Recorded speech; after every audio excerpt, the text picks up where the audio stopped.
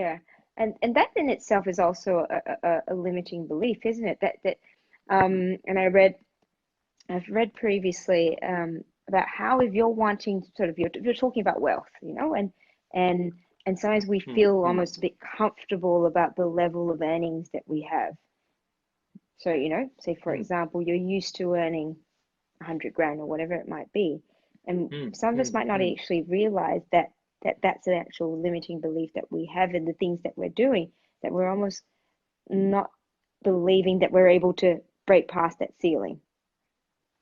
We self-sabotage Mm, because we've been told that money is the root of all evil. mm, We've been told that money is no good, mm, mm, right? And so because we've been told these things throughout our life, then we do have a ceiling for ourselves, mm, and we do self-sabotage, and we get to a point, and go back to the point I was saying earlier around fear of criticism from other people.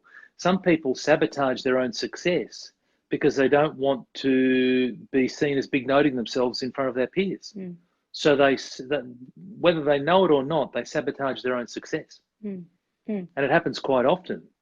How do you And again, identify if they it don't goes know it? If they don't know it, but they, if you don't know what you don't know. reflect. Mm, No, no, of course you don't know what you don't know, but yeah. it's about taking the time to reflect on where I'm at, reflect on, why am I not where I want to get to? Mm, Is there something that keeps coming up for me? Do I get to a point and then keep stopping, get to a point and keep stopping?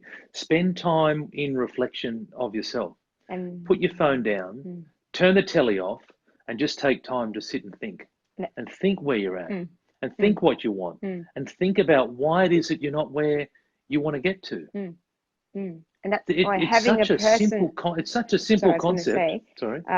sorry, Tony. That's why I was going to say having someone like a coach or even just an Mm, external mm, party be able to see this over and over of again. course. And I have someone it's a confidant. I'll speak to her when things and I Mm, see patterns that come mm, up, mm. and she'll recognize these patterns, Yep, and identify absolutely. these blocks. Mm, I've yes. told people I go through energy healing, and there are things which I know Mm, um, that I didn't know they were there until they were mm, cleared. So that's it. yeah, really, really That's interesting. exactly right. It sure is. Now, we got any questions or any comments come Oh yeah, through, I want to say Cheryl? hello to everyone. Oh, what questions do we have? I'd be interested to see the types of limiting beliefs. Hopefully, not too many in our community here that people have that are watching at the moment. Hi, Richie. I want to say hi to everyone. Jin, how you doing? Stu, Jin. We've got two Jins, double Jins. Maybe that's a sign. Um, Peter, how you doing? Petros, It's the full moon again, isn't it? Jeff, it is. Kenneth, a few Melbourne people. Adrian and Albert, that's my dad. That's Confucius there. Confucius say. Hmm. And Adrian's giving us a smile. We don't have any questions. No one's got questions on limiting Okay. beliefs. We don't have any. One of the limit, I None. might share my own limiting belief that I had, Please, please. and I guess the ways that I've had plenty, Yep, had great. had a lot Yep. of learning and working on myself. Like you said, one of the things that I do on a daily basis Mm, is listen to those affirmations, listen to the yep. motivational videos on a Yeah. daily basis, and it becomes Mm, part of your mm, psyche, right? it does. And one of the limiting beliefs that I had um, was let's say when I used to be, yeah, property wise, definitely when you're going through property after property after Mm, property, um, mm, how I was able to keep moving forward was the whole mm, analogy of, you're digging for gold, right? And I didn't want to mm, stop mm, because I knew that mm, it was the next one. It was the next one. And mm, another, mm, the mm, next shovel, it was mm, going to be there. And if I mm, stopped, mm, um, how would I have known how close I was to hitting the pot of gold? And mm, mm, I knew that I had to get over well, I chose to get over that limiting belief that, oh, this doesn't work, because it's mm, it's easy to give up when you've sent mm, out hundreds and hundreds of letters, and the hit rate is 2% or whatever it might be.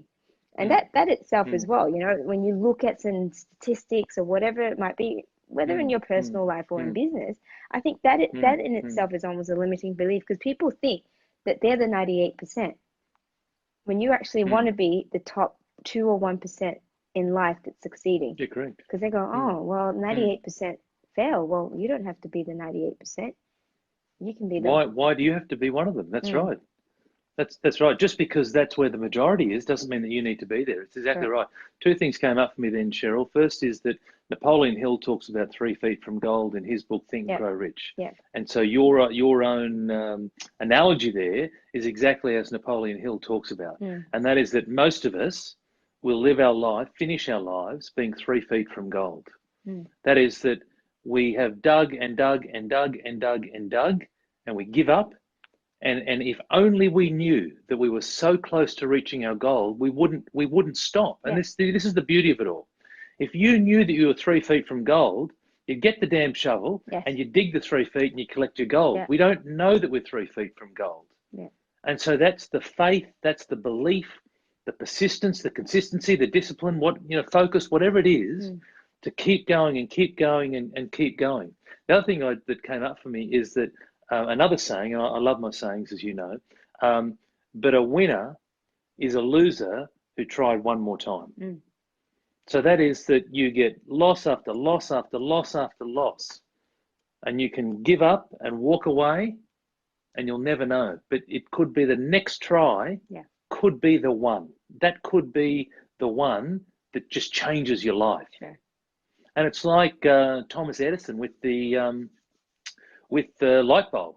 Mm, I think he famously said he created the light bulb in like a thousand. He's had 1,000 tries at it, and he just said that he made it was 1,000 different steps, mm. but he just kept trying one more, one more, one more, one more, one more, and it was 1,000th where he invented the light bulb. How do Right, and you, so for all of us, it's about not giving up. Yeah, yeah, go. yeah. Sorry. So in that instance where you might almost say the small little, you know, the small failures. What if you have a really big Hmm. sort of life-changing, huge failure where you know you've been sent bankrupt or you've had, Hmm. you know, Hmm. whatever it might be, like personal, you've been in Hmm. huge accidents, whatever that might be, and how do you Hmm. get Hmm. Hmm. someone to get out of that and be able to recover? And that's not Hmm. could that still be a limiting It's not belief? easy. Yeah. So look, so let me share my own experience. So back in 2004, 2005, my wife and I started an ice cream cafe, Mm, and we successfully lost $100,000 in 9 months. mm, And that was a lot of money I mean, it's a lot of money today, but it was an awful lot of money for us back then. And that took me a while to get over. But at some point, I recognized that I could have kept wallowing in my own self-pity, kept dwelling on what could have been, mm, or I rationalized and said, well, can I change what's happened? No, no, I can't. Can I change the fact that I made a huge mistake and lost $100,000? No, I can't. mm, But can I make a difference from this moment forward? Yes, I can. mm, And so it could be a time thing, right? And again, depends on the individual. It depends on the event. It could be some serious grief, right? So you know, there's some really serious issues here.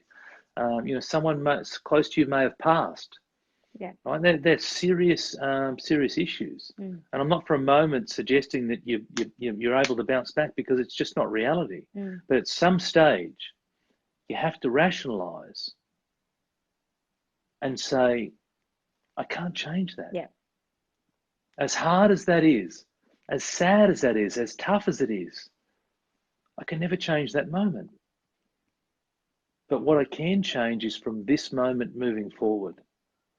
And there's only one thing that I can control, and that's me. And that's what I do, and that's how I choose to respond moving forward. And I can let that, you know, my ice cream cafe or other serious events, I can let them beat me, Mm, or I can learn from it, and I can go, you know what, that was a huge mistake. I was going to say another word then. It was a huge mistake, but I learned from that and learned a whole lot of valuable stuff from that. Mm. And I take that with me, moving forward today. And I'm sure all of us have our own stories, right? Our own examples of where there's been something significant in our life. Mm. But you have to recognize that your past doesn't need to equal your future. Yeah.